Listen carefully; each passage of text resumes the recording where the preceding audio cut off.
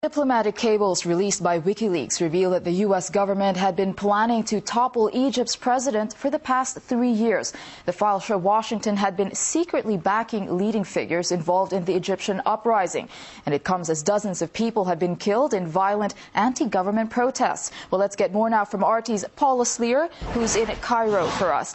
Well, Paula, can you just give us an update on what the situation is like in the country right now?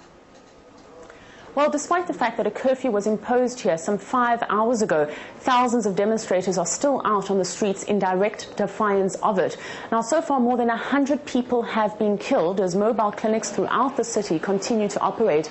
They're treating wounded, many of whom are reporting that they were beaten by police after being arrested. Now, one of the most worrying developments today, Saturday, in the last few hours is that of looting. The Cairo Museum was looted, with mummies there being ransacked. We're also hearing reports from a number of neighborhoods where people say that their homes were broken into and goods stolen. Now, the Egyptian president, Hosni Mubarak, has tried to address protesters' demands by appointing for the first time in 30 years the country's first vice president. Now, that is Omar Suleiman, who used to head the intelligence here. At the same time, the new Prime Minister, Mr. Ahmed Shafiq, he's a technocrat and he's from the aviation industry. He's been tasked with forming a new government. But speaking to protesters, these moves are not going to do a lot to pacify them. They say they want nothing short of the president himself stepping down. All right, with all that is happening there right now as a backdrop, the latest WikiLeaks documents reveal that the U.S. had been undermining a president it had supported for so long. Well, what's the consensus on the thinking behind this policy? Well, the relationship between the United States and Egypt has always been a complicated, contradictory one. The WikiLeaks documents refer to cables as far back as 2007.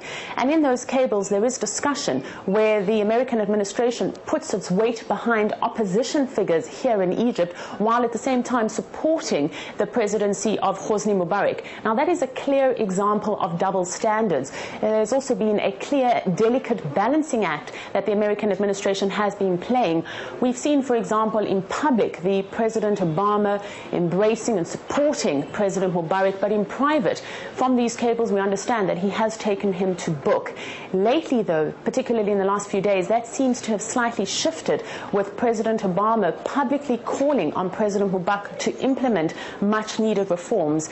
Now, some of these cables refer to Omar Suleiman, who has just been appointed the country's new vice president. They say that he makes, to quote the leaks, an attractive alternative to Mubarak. But analysts here say that Mubarak would only have appointed Suleiman if he trusted him, if he was, to quote them, rock solid. The other point that analysts themselves have been discussing is the question of just how spontaneous these demonstrations in fact were. Let's have a listen then. It's obvious that the US and the UK are behind the recent events in Africa. They don't care about destabilising the situation, the sufferings of millions of people, or any potential war that would make living in those countries impossible. We all know that a major transport oil pipeline is running through Egypt. The US only benefits from higher oil prices, as all global gas and oil trade is carried out in dollars. Thus, dollar demand is only growing. I don't believe in spontaneous revolutions when hundreds of thousands, millions of people come out onto the streets at the same time, taking into account there's been no serious or immediate change to their standards of living. For these demonstrations, they need coordination, support, leaders getting money from foreign secret services. Now, there's no denying that the demonstrations we've seen this week here in the Egyptian capital have in part been inspired by what happened in Tunisia earlier this month. There seems to be a message of hopefulness in the Arab world that if you really put your heads together and your actions together, there is the possibility of overthrowing dictators.